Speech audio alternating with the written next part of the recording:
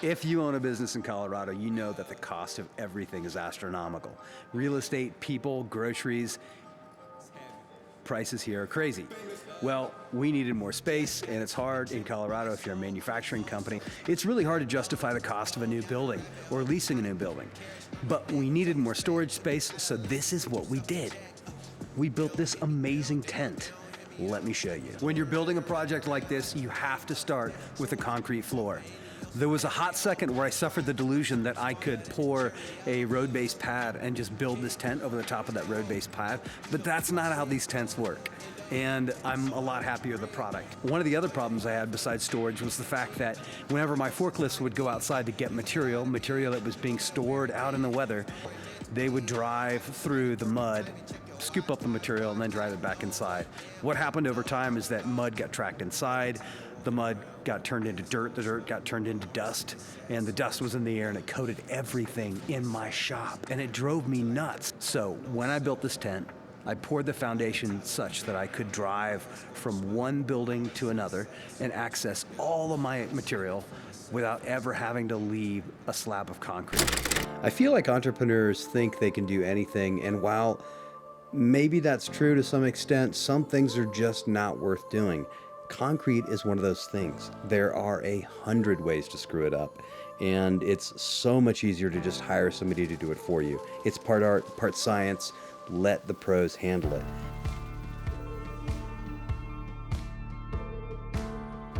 Building the superstructure of the tent was actually pretty easy.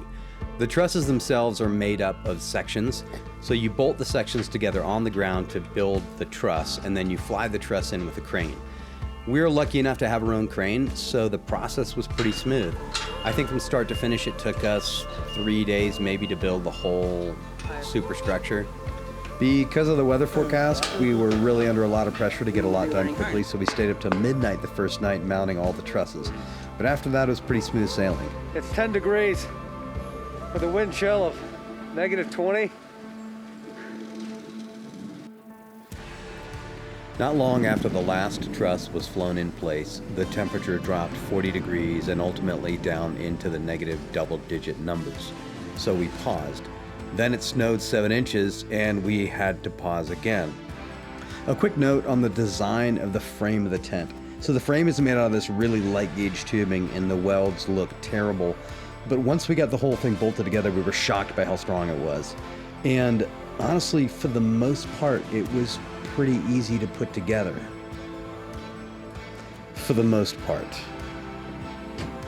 But pulling the tent's PVC cover over the frame was one of the hardest things I've ever done. We had 16 people in 2 forklifts pulling on what was roughly 800 pounds of PVC tarp, and it wasn't until a light breeze came along and lifted the fabric into the air that we were able to make any real progress. If you're considering building a tent of this size, know that you will need a crew of about 20 people for this stage of the build. Unfortunately, it has to be pulled by hand and heavy equipment won't be much help.